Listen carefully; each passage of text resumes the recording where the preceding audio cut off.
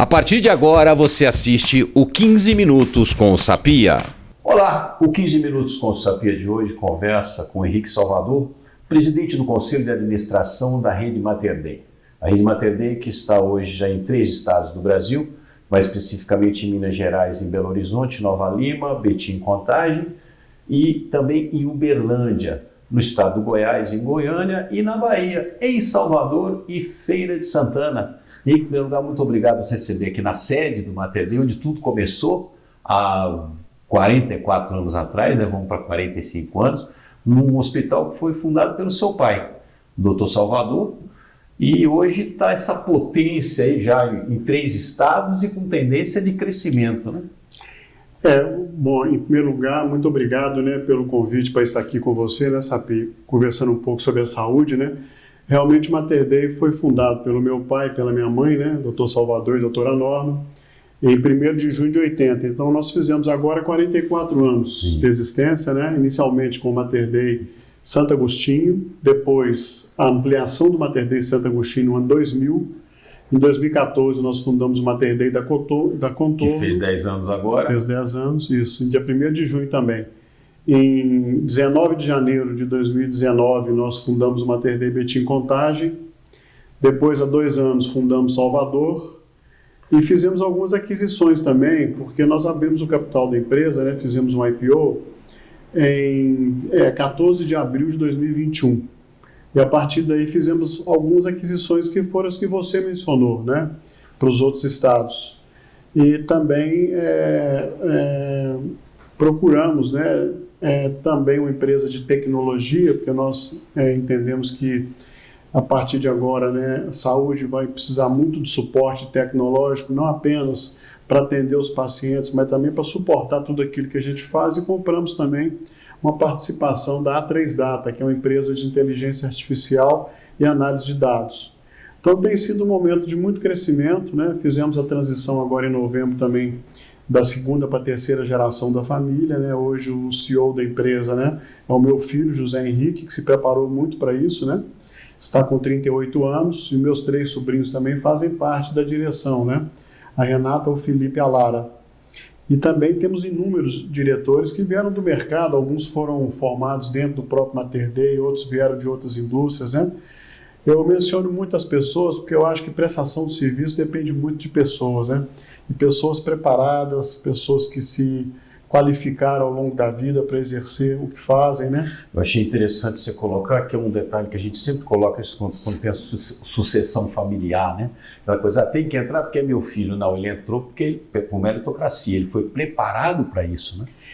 Na verdade, no início dos anos 90, nós nos aproximamos da Fundação Dom Cabral, né? Eu tenho a honra de ser conselheiro da Dom Cabral há 13 anos, né? E já naquela época nós fizemos um acordo familiar para regular como é que seria a sucessão da 2ª para a 3ª geração e gerações subsequentes. Sim. Então, por exemplo, o Zé Henrique, né, que é o CEO hoje, o Zé Henrique, ele formou-se em administração de empresas no IBMEC, depois, né, foi para São Paulo, né, trabalhou na DASA, trabalhou no Einstein, trabalhou no Sírio-Libanês durante 3 anos, né? Depois voltou, foi gerente administrativo no Mater Dei, foi para Nova York, fez um MBA de 2 anos em Colômbia, depois ele retornou, foi diretor comercial, foi diretor de operações e assumiu a presidência da empresa agora em novembro. A Renata tem uma trajetória semelhante, o Felipe, a Lara também. A Lara, inclusive, retornou agora da NYU, né, onde ela fez um MBA também, trabalhou no Einstein, na Eretz-Bio 2 anos. A Renata fez um MBA também em Boston, o Felipe fez na London Business em Londres, né? Todos trabalharam e se qualificaram para isso, ou seja, é um processo de sucessão estruturado, né? A sucessão não é um evento, né? Sucessão é um processo que inicia muitos anos antes. A gente vê certas dificuldades de hospitais, principalmente hospitais públicos em todo o Brasil, e de repente a gente vê hospitais particulares num crescimento extraordinário, ou seja, a saúde é um movimento, faz parte da economia do país hoje. O fato de esses hospitais particulares terem todo esse boom, esse crescimento cada dia melhor, você não vê aí, você vê hoje grandes aquisições, fusões entre grandes empresas, vocês mesmos adquiriram já hospitais que funcionavam, e de repente você vê capengando o hospital público. Isso é má administração? É política do governo que é mal feita? Como é que você coloca esse disparate tão grande entre o hospital público e o particular? Na verdade, Sapia, eu penso assim um pouco diferente. Eu acho que, eu não sei se todo mundo sabe, né? A maioria dos hospitais do Brasil, eles têm até 50 leitos, são hospitais pequenos, que têm muita dificuldade de subsistir, né? De operar. Um hospital, para ser viável, tem que ter pelo menos uns 120 leitos, né? Para ele poder ter condições de operar com segurança, né? E ser autossustentável, né? Recentemente agora eu visitei 2 ilhas de excelência públicas que eu fiquei muito impressionado, sabe? Eu visitei o INCOR e visitei o Hospital do Rim, ambos em São Paulo. Né? São projetos assim maravilhosos, projetos que orgulham a medicina do Brasil, né? Que orgulham a saúde pública do Brasil. Então essa questão da gestão pública é a mesma coisa da gestão privada, né? Na minha visão. Você tem redes hospitalares que vão muito bem e redes hospitalares que também têm seus problemas, né? Eu acho que o que é importante no fundo é o que você mencionou, é a gestão. É a capacidade de, com os recursos que a gente tem, transformar aquilo em alguma coisa que sustente a organização ao longo do tempo, né? Nós tivemos um boom de conhecimento para o público em geral durante a pandemia sobre o SUS, né? O SUS acho que é o maior case de sucesso da saúde do mundo, né? Não existe SUS no mundo todo. É o caminho realmente apoiar o SUS na questão, se você fosse convidado hoje para gerir um cargo público, no caso? Olha, eu acho que o sistema de saúde do Brasil ele é um só, né? Na verdade, esse negócio de público e privado, 25% dos brasileiros têm plano de saúde. Se acabar a medicina privada, esses 25% de brasileiros vão para a saúde pública. E aí sim nós vamos ter um problema de acesso complicado e complexo, sim, né? Eu acho que o SUS tem políticas muito importantes, né? Políticas que são um exemplo e benchmark para o mundo inteiro, né? A questão da política de vacinação, que foi retomada mais recentemente, né? A questão de controle à AIDS, ou seja, tem exemplos, né, relacionados ao SUS, a maneira como o SUS enfrentou a pandemia, né? Você vê que a pandemia, a gente esquece disso, mas cidades como Londres, cidades como Nova York, cidades como Milão tiveram problemas seríssimos durante a pandemia, né? E no Brasil nós tivemos sim alguns problemas, por exemplo, em Manaus, em algumas cidades, mas muito longe, né, daquilo que ocorreu em outros países. Então o SUS realmente é um patrimônio do brasileiro, sabe? Eu acho que não tem a menor dúvida de que esse sistema nosso, público e privado, coexistindo de forma harmônica, né? E coexistindo como ele coexiste, regulado por uma agência nacional, né? Que regula o privado, né? Mas também com oportunidades de interação entre um e outro, é um grande patrimônio que o brasileiro tem. Vale a pena hoje investir na saúde? Ou seja, se eu quiser investir um dinheiro, vale a pena comprar ações da Rede Mater Dei? Olha, eu acho que investimento em bolsa de valores é sempre um risco, né? A pessoa tem que ter estômago para aquilo, né? Sim. Porque eu aprendi aí nesses 3 anos, né, que nós estamos aí lidando com as questões de bolsa, né, que a gente não tem controle sobre o que acontece, por exemplo, em relação ao valor de um papel, valor de uma ação, né? Mas eu não tenho a menor dúvida que a indústria da saúde como um todo, ela é uma indústria sólida e uma indústria que no Brasil vai ser sempre importante, né? Eu não vejo, por exemplo, como o Brasil não contar com a excelência dos hospitais privados, né? Que são hospitais que investem em qualificação de pessoas, investem em qualidade de atendimento, inclusive a maioria deles sendo auditados e certificados, né, por organismos internacionais, né? Muito investimento em tecnologia, em gestão.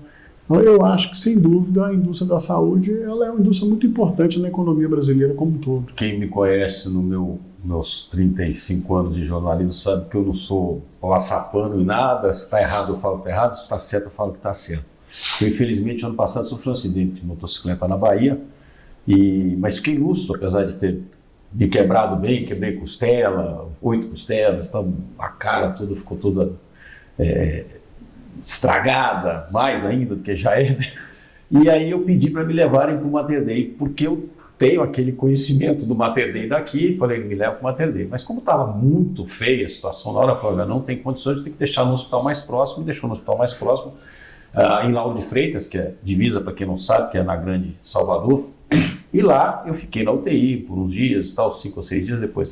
Assim que eu tive alta, o primeiro hospital que eu fui foi para o Mater Dei, para ser olhado por outros problemas que eu tive um problema de labirintite em função do acidente, fui tratado por uma médica mineira que foi para lá, ela e o marido acho que é ortopedista, e ela é otorrino. O seu Camilo.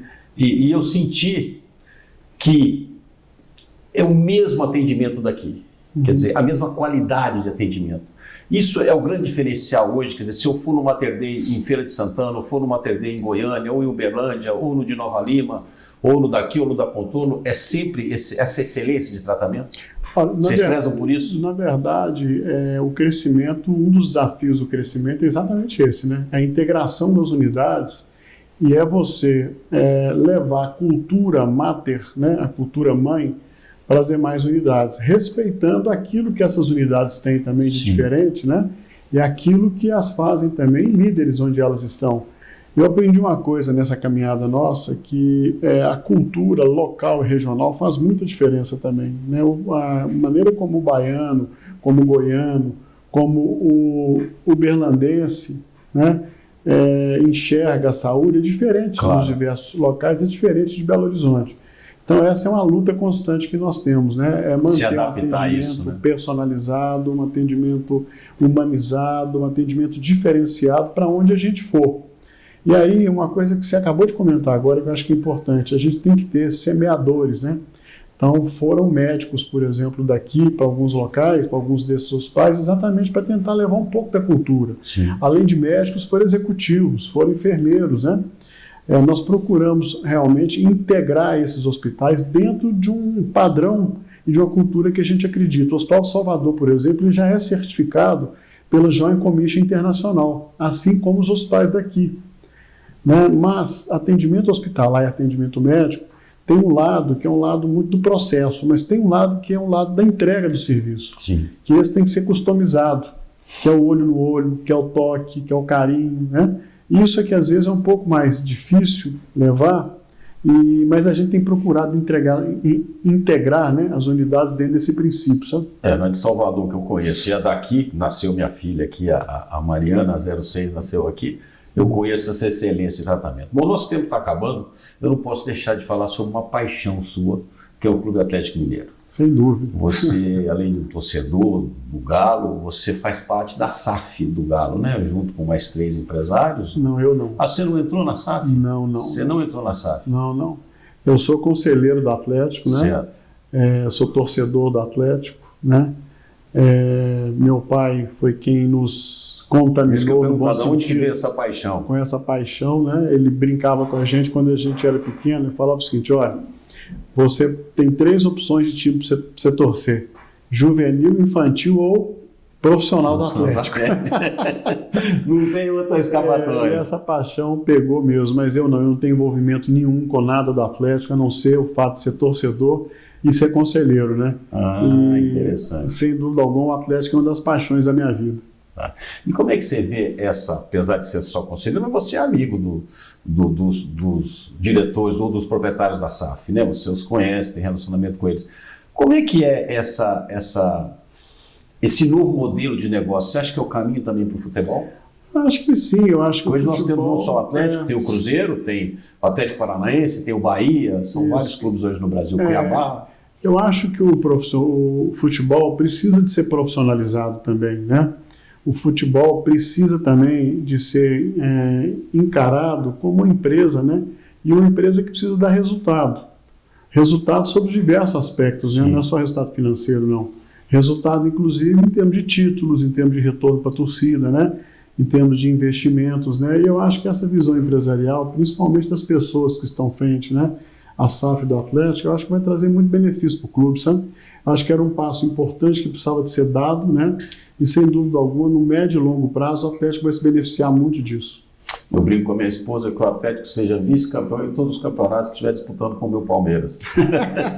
Bom, está acabando 15 minutos com o Sapinho, eu não posso deixar de mostrar aqui Existe uma história na família Salvador, que o doutor Salvador presenteia sempre os amigos e os filhos e os netos com livros, né? Isso mesmo. E ele chegou aqui na sala um pouco antes da gente começar a gravar e comentei sobre isso. Ele perguntou o que eu gostava de ler, eu disse que gosto de ler muito sobre história.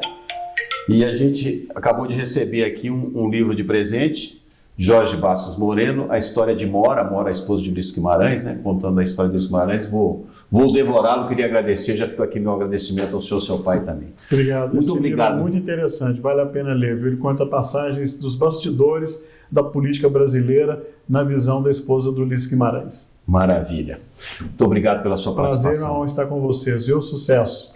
O 15 Minutos com o Sapia fica por aqui. A gente se vê na próxima semana.